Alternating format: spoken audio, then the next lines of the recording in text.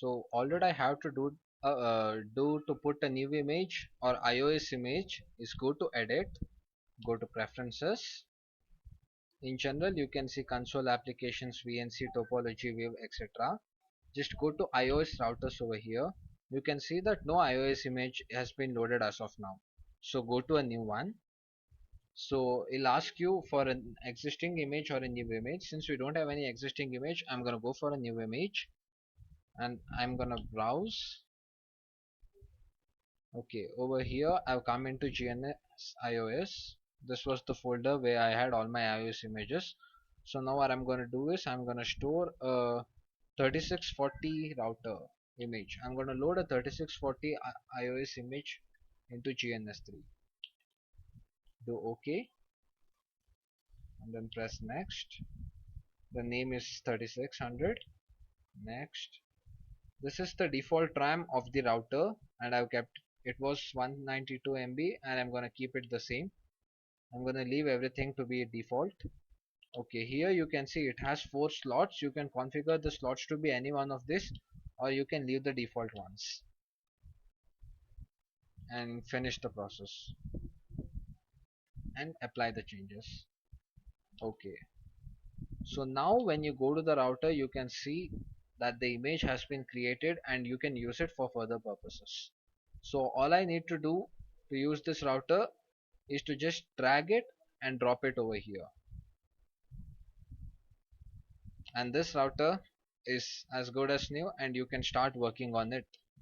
In order to see the console of this router, what you need to do is just right click and press the console button.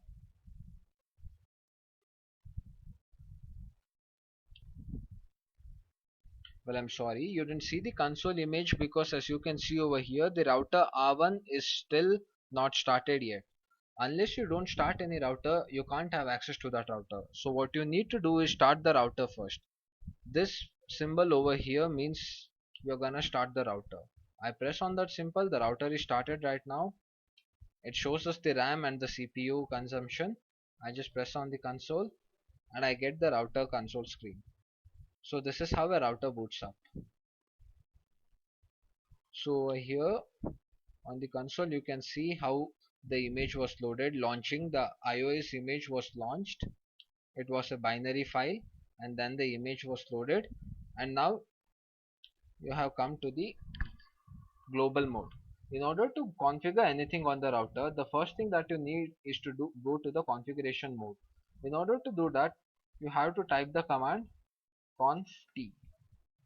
When you type the command conf t, you come to the configuration mode as shown below. Now, if you want to see what were the present configurations in the router R1, just type a command show run.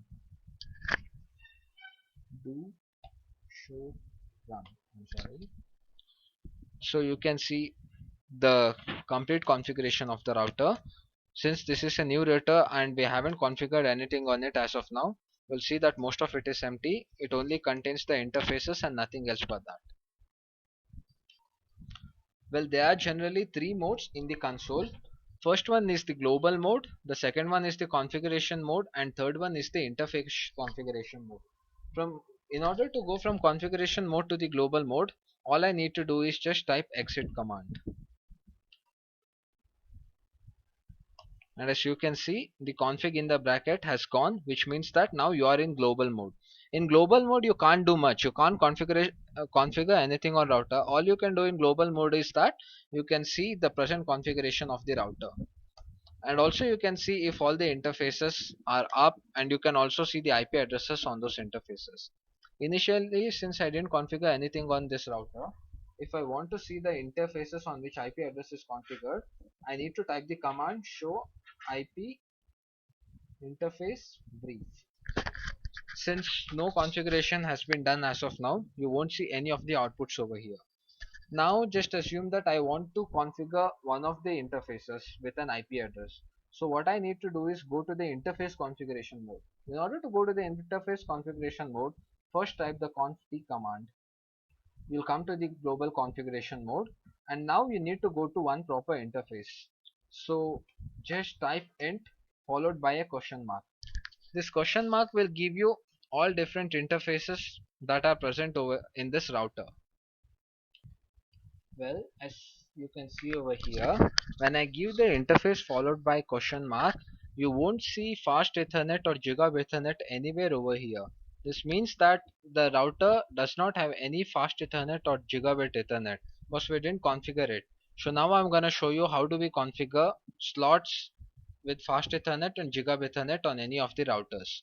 So the first thing that I need to do is I need to stop this router, and then I'm gonna right click on the router, go to the configure mode, go to slots, and as you can see there are 4 slots over here, and on each of them just select one of the option. Anyone will do. I'm gonna check the first one. Just do it on all the slots and then apply it.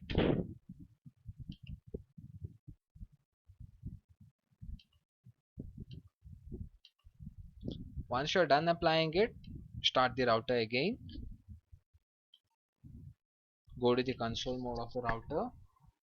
As you can see over here that the fast Ethernet has been you can see the fast Ethernet over here. Anyhow the state is down over here because we didn't switch it on. So now I'll show you how to configure on interfaces. Go to configuration T mode. Conf T generally means configuration terminal. Now type interface followed by a question mark.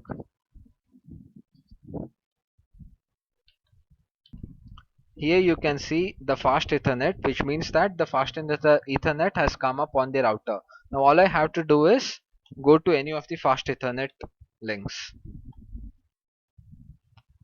and then the number. I'm gonna give 0/0. That's one of the fast Ethernet. In order to configure IP address, what I have to do is type the command IP address followed by the address which I want. I'm gonna give it 192.168.1.1 followed by a subnet mask of 255.255.255.0. Enter. Okay. Now I'm gonna show you where to see this IP address. Go to the global mode and type the command show IP interface brief. So here you can see that we have configured an IP address on fast Ethernet 0/0. Similarly, you can configure IP addresses on all the other interfaces as well, and you can connect them to other routers, and you can also control the way the traffic flows through these routers. Now I'm going to show you a small exercise in GNS3 on how to configure different routers, connect them to each other, and then run a common routing protocol.